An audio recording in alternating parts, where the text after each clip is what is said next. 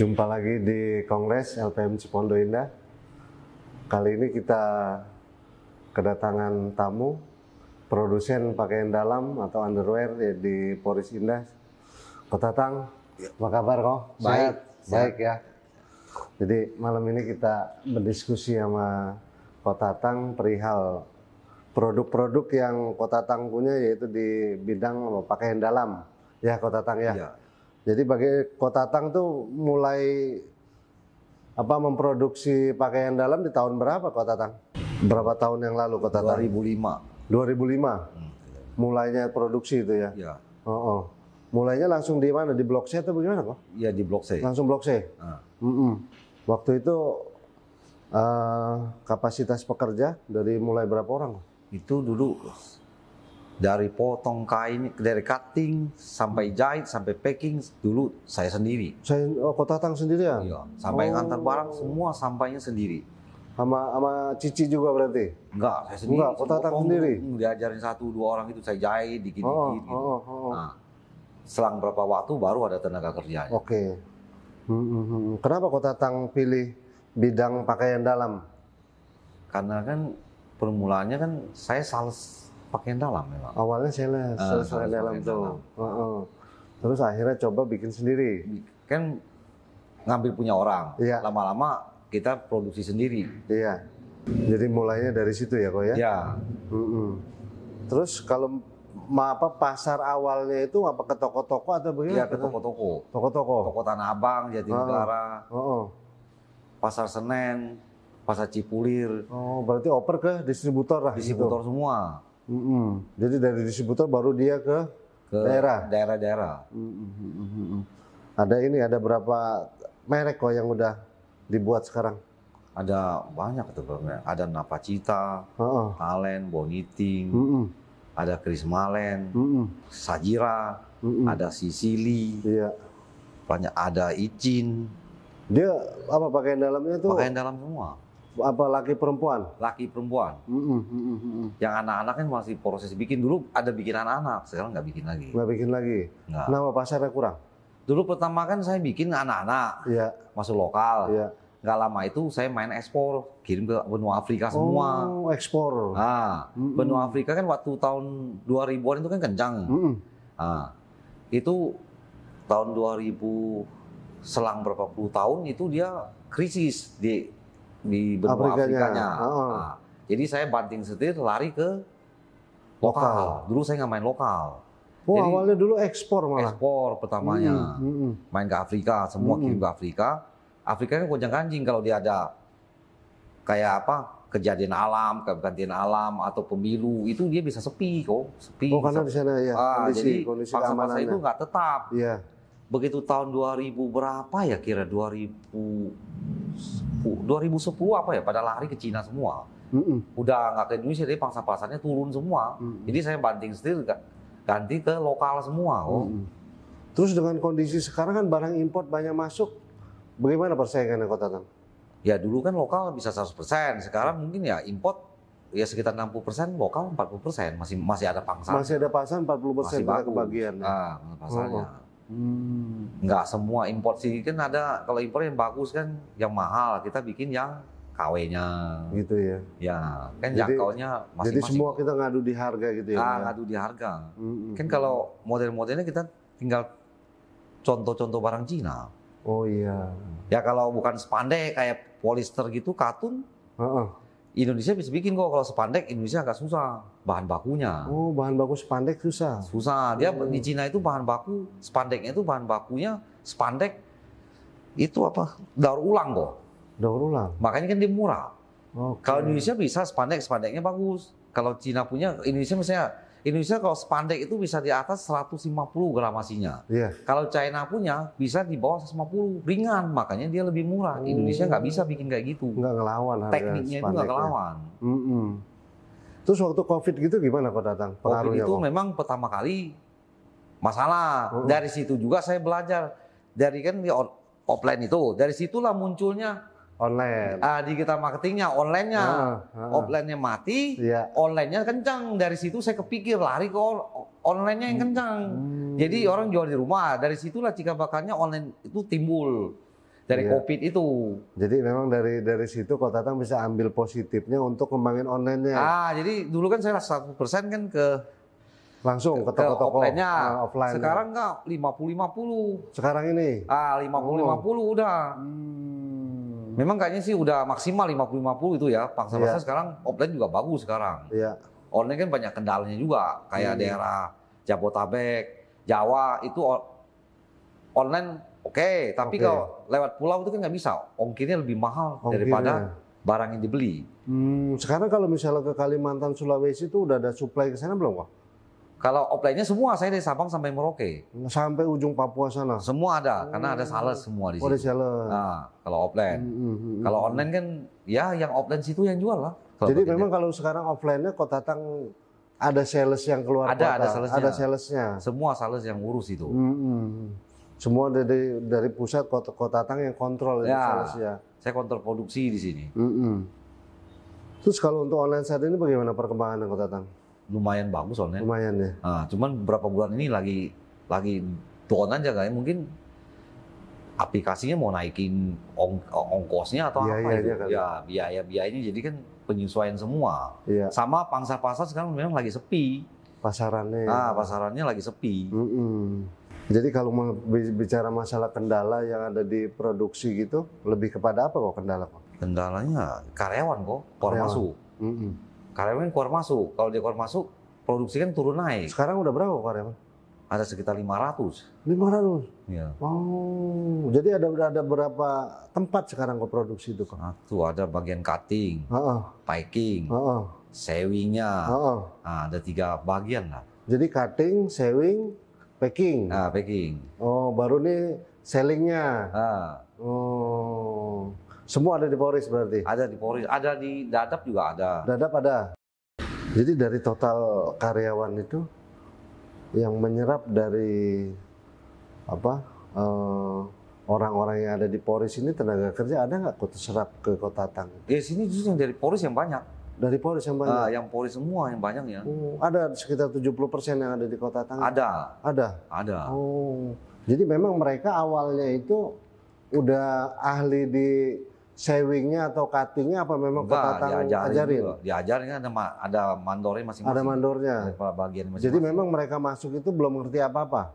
Belum ngerti apa-apa. Masih dari nol. Ya, karena diajarin. Kadang ada juga yang udah bisa diterima. Kebanyakan bekas-bekas karyawan kayak Reader. Itu banyak lah pokoknya perusahaan-perusahaan yang udah bangkrut itu kan. Dia kan pada nggak ada kerjaan, nyari kerjaan sama saya.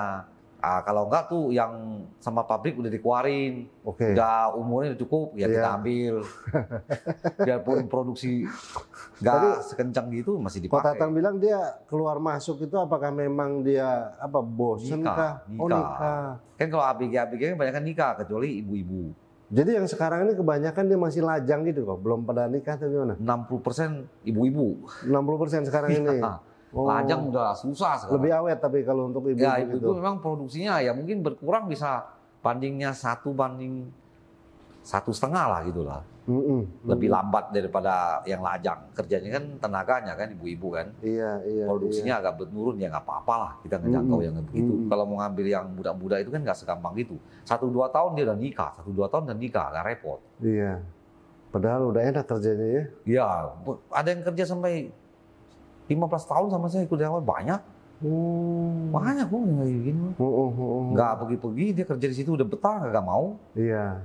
Kalau untuk material kebanyakan ini bahan baku apa kita import apa memang dari lokal? Bahan baku memang semua dari produksi lokal semua. Lokal. Dari Bandung kebanyakannya. Dari Tangerang sini juga ada, dari Bogor juga ada ngambilnya. Jadi maaf ngomong kalau mau perihal bahan Kota Tatang udah hafal bener dari pegang aja udah tahu. Semua udah tahu semua. Pernah nggak pikir mau bikin bahan sendiri Kota Tatang? mau merintis, mau bikin bahan sendiri, ngerajut. Bikin bahan sendiri, ngerajutnya. Iya, mau ngerajutnya. Mau bikin di sini juga. Bagus itu kok. Iya. Itu memang itu kan dari hulu sampai hilir ya. Sekarang ini berarti kalau untuk pasaran lebih kuat yang untuk perempuan ya kok ya? Iya, yang perempuan. 1:8 lah itu. 1:8? Iya, perempuannya gila itu. Kalau laki itu kan satu modelnya kan nggak banyak. Kalau perempuan itu kan modelnya banyak. Yang bisa bikin laku itu model banyak. Iya. Warnanya banyak, lelaki kan enggak. Iya. Modelnya basic itu aja. Nggak berubah warnanya begitu, bentuk-bentuknya juga begitu. Kalau perempuan kan banyak modelnya, jadi ya kan lebih laku perempuan Gitu daripada ya. lelaki. Kalau dari produk-produk ini Ko Tatang bisa jelasin Ko Tatang yang mana yang paling best seller ya kok? Best seller Yang paling laku dijual? yang paling laku mah yang ini nih Napacita. Yang itu merek Nah, itu. Apa udah- kelebihannya dia? Udah lama. Udah lebih lama. Udah lama tuh warnanya juga itu aja udah puluhan tahun. Karena orang cocok warnanya memang basic begitu. Emang dia kuat pasarannya ya. Kuat itu pasarannya udah lama. Jadi dia apa kita jual losinan atau grosiran atau gimana kok? Udah losinan semua. Losinan. Nah, paling dikit juga kalau grosir gitu ngambil ya 50 lusin, nggak boleh cerecer 1-2 lusin. Minimal 50 losin. Nah, satu ikat itu kan 50 lusin itu. Iya, iya. Kalau offline gitu, toko-toko TOP-nya apa bagaimana kok? 30 hari kah atau bagaimana kah? Ada yang 3 bulan, ada yang 4 bulan, Oh, ada yang 2 bulan. Kebanyakan rata ya 3 bulan. 3 bulan. Nah, Tapi kalau untuk luar kota mah aman ya. aman. Karena udah masalah. teman-teman lama ya. Hmm. Sekarang jadi strategi yang online bagaimana kok untuk saat ini yang Ko Tatang jalanin? Lagi mulai baru rintis sih. Baru rintis. Tapi udah mulai bagus Oh, oh. strateginya. Oh. Kan dia kalau online kan jangkaunya lebih luas kok. Iya. Seluruh Indonesia. Ah. Oh jadi memang apa platformnya yang dipakai apa? Tokped kah, Shopee kah apa? Shopee Ya, sama TikTok. sama TikTok. Nah, Oh karena TikTok sekarang udah bisa jualan sih ya. ya TikTok kan dia rame kok.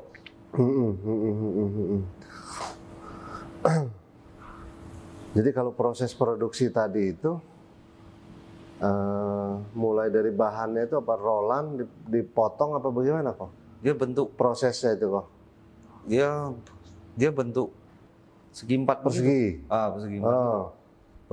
Bentuk rolan memang rolan tapi bukan roll itu bentuk kayak Dia apa digelar di meja baru potong? digelar di meja baru dipotong, cutting dulu. Kan digambarin pola dulu. Oh di pola. Digelar dulu baru Oh. di cutting. Cutting, pola. Enggak, dia digelar dulu, di pola baru di cutting. Oh pola dulu baru cutting. Baru sewing. Ya baru sewing. Oh, sewing dia ada berapa urutannya? Dia kan ada jahit dalamnya dulu, katokannya dulu. Oke. Habis katokannya dulu kan dia ya ditarik karetnya dulu.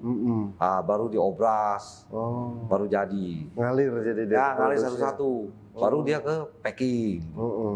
Berarti kapasitas produksi dalam satu hari udah berapa lusin sekarang? Bisa sekitar 6-7 ribu lusin. 6 sampai 7 ribu lusin. Besar berarti Satu Bang. box lah. Satu mobil box. Satu hari satu box. Jadi dari Box beberapa engkel. tempat itu ditarik ke satu tempat untuk packing atau Dia bagaimana? ditarik satu tempat packing. Itu ya, itu semua Ko Tatang kontrol ya. Ya saya yang kontrol semua sama istri. Jadi mengenai pesaing-pesaing yang ada di lokal ini sekarang bagaimana Ko Tatang? Untuk di Pesaingnya- bidang pakaian dalam. Agak menurun karena kan yang dulu pesaing-pesaing kuat kan udah pada usianya lanjut. Oh. Jadi produksi satu dia menurun, anaknya kan nggak nurusin lagi. Kedua ya hilang begitu aja udah. Jadi yang pemain-pemain gede hilangnya kemakan usia. Oh. Ya, kalau saya kan baru umur 50. Regenerasi berarti. 50 jadi kita naik lagi yang 50. Itu semua kan udah 60 70, udah 70-an. Di 60-an 70-an udah hilang kok. Iya. Terus berarti kalau produksi di Poris ini dari lingkungan sekitar yang ada itu ada pernah nggak komplain ke Ko Tatang perihal produksi di sini atau bagaimana? Dulu pernah, sekarang mah enggak. Karena dulu kan penyesuaian kan, sekarang mah udah enggak lah. Semua Aman ya? Udah aman. Dan Udah nggak juga ada masalah. apa untuk dukungan dari masyarakat atau lingkungan itu bagaimana Ko Tatang? Bagus. Bagus ya. Ya karena kan yang dipergunakan semua kan orang masyarakat situ. Jadi kan saling menguntungkan. Tenaga kerjanya itu ya. Kan menggerakin ekonomi semua kok, yang jualan, yang apa semua itu karyawan kan gerak, kontrakan apa semua kan gerak. Iya. Jadi semua bermanfaat bagi masyarakat sekitarnya situ. Setuju, benar. Apa untuk kedepannya ada mau nambah model nggak Ko Tatang dari pakaian Dia dalam? mau nambah tersinglet, terkaos. Nah, ntar macam-macam aja mau ditambahin lagi. Pokoknya underwear aja. Underwear ya. Nah, satu-satu tahap mau ditambah-tambahin lagi. Jadi mulai dari bawah terus naik ke atas. Kan ini kalau udah jahit itu kan kok tinggal tambah, lu mau jahit apa? Ya tinggal tambah aja, mau jahit apa. Tinggal nambah lagi, produksinya kan udah begitu aja jalannya terus. Karena secara produknya itu Kotatang udah menguasai nih. Satu mau jahit apapun sama. Pokoknya underwear aja. Pokoknya ada pakaian di dalam mulai dari bawah sampai atas Kotatang udah kuasai deh ya. Cara-caranya ya. Kecuali BH kok susah saingnya sama China. BH susah ya? Karena BH repot itu. Sepotong-sepotong. Jahitnya 1:6. Jahit 1 lusin BH bisa jahit celana 6 lusin. Mendingan kita jahit celana. Lakunya juga gitu bisa 1:3, 1:2, 1:2, 1:3 sama BH. Lebih kuat celana dalamnya. Celana dalam. Kalau Kotatang sebagai pimpinan di perusahaan untuk jaga ke karyawan itu bagaimana strateginya kok? Ya kita ya nerapin secara kekeluargaan aja. Jadi ada sesuatu masalah ya diselesaikan secara baik-baik secara kekeluargaan aja. Gitu ya. Dipecat-pecat apa enggak lah, kalau salah ditegur gitu aja. Karyawan juga nggak pernah ada masalah sama kita. Ya kita secara kekeluargaan gitu aja. Iya. Ya berarti kan secara keseluruhan mereka juga puas dengan hasil yang mereka peroleh ya. Karena mereka ngerti pas sama-sama cari makan di situ. Gitu aja dijaga pada mereka semua gitu. Karena kan udah kita melewati fase kemarin waktu zaman Covid, mereka sudah tahu susahnya ya kok. Semua suku orang juga ada sih kok. Ada. Dari mana aja kok? Jawa, dari Sumatera, dari Banten ada, dari Bima pun ada. Ada dari Bima. Ada. Dulu pernah ada dari Bali, campur, ada aja, cuman keluar masuk. Sekarang yang banyak ya Betawi, dari Kulon, sama dari Bima. Jadi dari Bima ya? Dari Bima banyak kok tukang jahit. Terus kalau dari keluarga anak-anak itu mau nerusin bidang ini kok? Mau sih ya. Mau ya? Ya diajarin mau. Jadi sekarang anak berapa orang kok? Dua. Perempuan semua atau gimana? Perempuan semua. Satu kuliah, satu SMA. Gitu ya? Ya. Dan secara prinsip mereka udah hobi nih, bidang-bidang ini udah senang. Ya diajarin lah. Tapi kan, udah suka mereka. Ya ini kan menciptakan lapangan kerja, kok kan nggak mungkin kita tinggalin ya kan, daripada cari lapangan kerja, mendingan kan membuat lapangan kerja kan, kan begitu. Setuju. Kita terapin, ngajarin begitu, jangan mencari lapangan kerja mulu, menciptakan lapangan kerja kan yang bagus kan. Iya benar. Terus sekarang nih Kotatang kalau udah banyak mandor di produksi, hari-hari kegiatan Kotatang lebih santai gak nih kau? Enggak sih, ikutin ngawasin produksi aja kok semua kok. Ngawasin produksi? Ya. Apa selain usaha ada kesibukan apa lagi? Enggak ada kesibukan lain kok, paling ya belajar politik aja. Nah ini. udah ini ya, kau udah belajar berpolitik. Ya asik juga kan, politik itu kan nggak selalu negatif. Iya. Bisa dipergunakan buat positif, bantu-bantu orang. Jadi antara hubungan belajar berpolitik dengan kita sebagai produsen atau pengusaha bagaimana Pak? Bersangkutan sih kok, saling membutuhkan itu kan. Saling menguntungkan? Ya, saling mendukung kan. Jadi kita tahu birokrasi pemerintah itu bagaimana, terhadap pengusaha birokrasi pemerintah bagaimana, hubungan pengusaha dengan masyarakat bagaimana. Gitu ya? Nah, itu kan situ kita belajar kan. Jadi Kotatang alasan belajar berpolitik apa Kotatang? Saya alasan belajar politik, ya hobi juga sih kok. Hobi? Kenapa bisa hobi? Ya, karena politik kan kita bisa buat apa, positif, atau negatif. Gitu. Apa sisi menariknya apa buat Kotatang? Sisi menariknya, ya dengan politik kan kita bisa bantu banyak orang kok. Bisa bantu banyak orang. Seperti apa kok? Ya seperti misalnya kalau kita membantu tepat pemimpin yang mimpin bersih atau apa, kan masyarakat bisa kebantu semua. Iya. Dengan program-program yang dia lakukan. Iya. Jadi Kotatang lebih concern kepada untuk saat ini mendukung misalnya calon-calon pemimpin atau bagaimana gitu. Kayak sekarang kalau saya kan di Kota Tangerang ini pasti wali kota yang kita dukung, karena kan kepentingan di kota Tangerang sini tempat tinggal saya. Betul. Terus kalau selama ini apakah dari perusahaan Kotatang ada berkontribusi buat lingkungan gitu kok? Banyak kok. Banyak ya. RT, RW, ke kelurahan segala macam itu kan banyak aja kontribusinya. Gitu ya. Dan itu memang dari satu niatan Kota Tang murni untuk lingkungan lah ya, membantu masyarakat. Kita wajib lah sebagai pengusaha kan kita berusaha di situ ya, kita pasti bantu di lingkungan situ juga, saling menguntungkan. Iya, iya. Jadi selama ini dari pemerintah sendiri, pemerintah kota, misalnya kecamatan, kelurahan, bagaimana perhatian buat di Kota Tang? Perhatian sih belum ada kok, cuman ya dipermudah izinnya aja. Oke. Nah. Jadi segala macam izinnya itu dipermudah. Ya, agak mudah lah, dipermudah lah, nggak dipersulit lah. Kalau dari sisi keamanan begitu? Keamanan dari pungli-pungli ya. Gitu?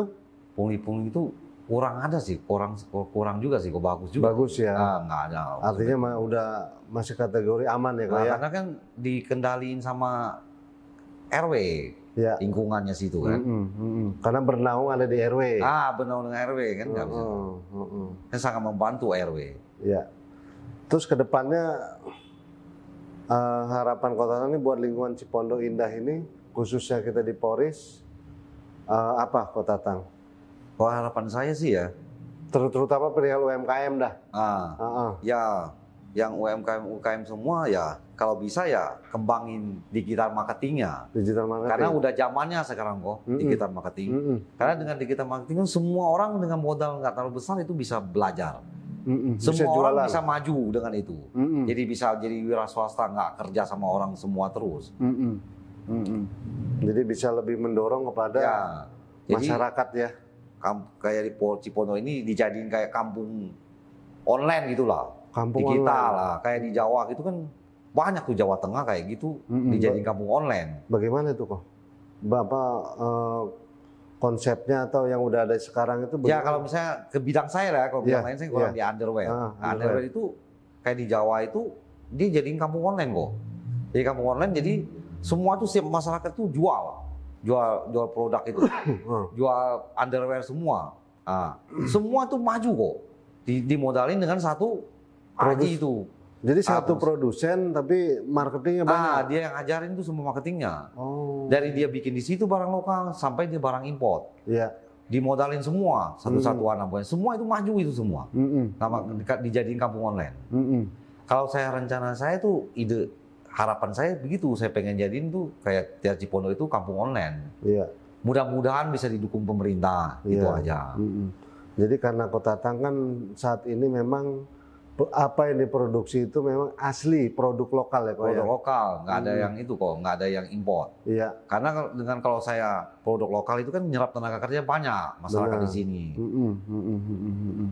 Artinya apakah dengan belajar berpolitik ini apa untuk mendukung program pemerintah perihal produk dalam negeri atau bagaimana kok? Ya. Kalau dengan kita politik itu kan kita bisa kooperasi dengan pemerintah kan, ngerti di instansi sini kita bisa kerjasamanya, bisa minta bantuannya atau apa kan. Kalau kita nggak politik itu kan kita kurang ngerti kok. Artinya bisa mensupport Kota Tang, bisa mensupport saya dalam hal ini produk yang dalam negerinya. Ya, dalam negerinya. Oke, produk lokal ya kok ya. Ya, produk lokal. Nah nanti di kedepannya dengan keberadaannya LPM ini, kalau tadi berkaitan dengan kampung digital yang ide Kota Tang ini, cocok nggak nih Kota Tang? Cocok itu, karena LPM tuh saya lihat dulu saya pengen saya bisa belajar digital kayak gitu tuh saya lihat di LPM-nya, karena dia mengunculkan kayak apa itu satu kayak digital begini. Saya lihat dari situ saya timbul ide. Kok di LPM itu kan banyak orang-orang jago-jago kayak gini. Saya lihat belajar dari situlah saya timbul ide pengen bikin. Jadi berinovasi. Bagus, memang dari LPM itu bagus itu. Jadinya bisa membina masyarakat gitulah yang mau itu. Jadi bisa kan. Jadi kan bisa belajar semuanya, kita bisa. Kalau kolaborasi nanti bagaimana kok? Ya bisa lebih bagus lah itu. Itu yang kita cari kan gitu kan. Dari LPM ini, LPM kan mungkin perpanjangan dari pemerintah. Kalau bisa ya di support dari pemerintah kota itu lebih bagus. untuk mengembangkan produk lokalnya tadi. Ya, produk lokal itu jadi kan menyerap tenaga kerja banyak dong. Ya, artinya dari satu produsen kotatang di underwear, jadi bisa menciptakan banyak lapangan itu kan pekerjaan. padat karya kok, usaha padat karya. Karya, setuju. Jadi memang kotatang lebih mengutamakan programnya ini padat karya daripada padat modal. Ya, gitu ya kok. Karena ya. kan nyerap tenaga kerja lebih banyak kok. Jadi kalau tips dari Kotatang buat lingkungan ini, terutama buat UMKM, apa Kotatang? Tips saya ya usaha harus berani kok. Harus berani. Harus berani. Jadi ya jangan terlalu mikir dulu. Lakukan dulu. Lakukan dulu. Pikirnya belakangan dulu. Ya kalau kita mikir terus nggak bakal bisa jadi kok. Ya. Kalau rugi, kalau usaha namanya rugi itu udah biasa kok. Udah biasa. Asal jangan sampai fatal. Ya. Ya kan kalau kita nggak berani ngelakuin satu usaha, satu terobosan itu nggak mungkin ada suatu hasil yang kita ambil. Iya. Karena Kotatang mungkin sudah mengalami jatuh bangun ya, kok ya. Ya kayak gini saya coba gagal, udah anggap aja pengalaman buat saya. Lakuin lagi. Kayak saya dulu dari ekspor sampai ke lokal ini begitu saya lakuinnya. Iya. Sekarang saya masuk ke perempuan, dulu saya kan anak kecil. Masuk ke perempuan itu kan penyesuaian juga, keberanian kok. Benar. Orang kan biasa kalau dia sepi, kayak main anak-anak, itu dia langsung down kok, udah gak bangkrut, habis. Kalau saya nggak, saya cari terobosan lagi, saya coba dulu. Dan Kotatang berani berinovasi. Ya. Jadi kalau untuk anak-anak muda yang ada di Cipondo Indah begini, bagaimana harapan Ya belajar Kotatang? lagi wiraswasta. Ciptakan lapangan kerja, jangan takut usaha. Ya gagal, bangkit lagi. Gagal, bangkit lagi. Begitu ya. Ya kalau takut nggak bakal bisa kok. Jangan terlalu banyak mikir kalau mau usaha. Terlalu banyak mikir. Nggak jadi kebanyakan teori. Jadi lakuin dulu, baru kita mikir. Hasil belakangan aja pasti ada hasilnya kok. Iya. Yang penting apa Kotatang apa konsisten gitu ya. Yang penting kita dagang itu hobi kok. Kalau nggak hobi ya repot. Hobi, dagang itu suatu hobi. Mulai dari hobi. Sama dengan politik, mulai dengan hobi. Kalau nggak ada hobi itu bosan kok. Nggak punya ide-ide. Kalau hobi itu biarpun kita susah, banyak problem, banyak apa, enjoy aja. Kotatang melihat politik saat ini bagaimana? Ya politik Tangerang sini mah seru. Seru ya? Ya. Kenapa bilang seru kok? Ya wali kotanya amanah bagi rakyat semua. Begitu ya? Ya kita dukung semua. Ya. Dan apa harapan Kotatang buat masyarakat dengan kondisi perpolitikan sekarang bagaimana? Ya kalau saya secara pribadi ya, ya minta masyarakat ya dukung lah sama pasangan yang benar-benar amanah buat kita semua. Gitu ya. Jadi kalau Kotatang sekarang ini mendukung siapa kok? Kalau saya mendukung 100% ya Sarudin, Mariono. Udah 100%? Udah 100%. Dan memang hubungan dengan beliau saat ini sangat baik ya kok ya? Sangat baik lah. Dan juga kan saya ngerti semua tuh beliau itu mahamin itu memang benar-benar pemimpin yang bagus buat rakyat. Buat kota Tangerang khususnya. Boleh kok sampaikan nama masyarakat Cipondo Indah, silakan kok. Ya. Saya sampaikan ke masyarakat Cipondo Indah, tolong dibantu, pilihlah Pak Sarudin dan Pak Mariono untuk menjadi wali kota Tangerang ini. Apa alasan detailnya kok? Alasan biar masyarakat detailnya, tahu kok. Karena Pak Sarudin Mariono bisa bantu masyarakat. Program-programnya semua bagus, bersih, dan Pak Sarudin, Pak Mariono juga orang asli kota Tangerang. Terus ngomong-ngomong 2029 nyalek aja nih? Ya, punya rencana sih ya pengen aja sih. Pengen aja pengen sih. Ya? Apa pertimbangannya kok menjadi dewan? Ya bisa dibilang begitulah.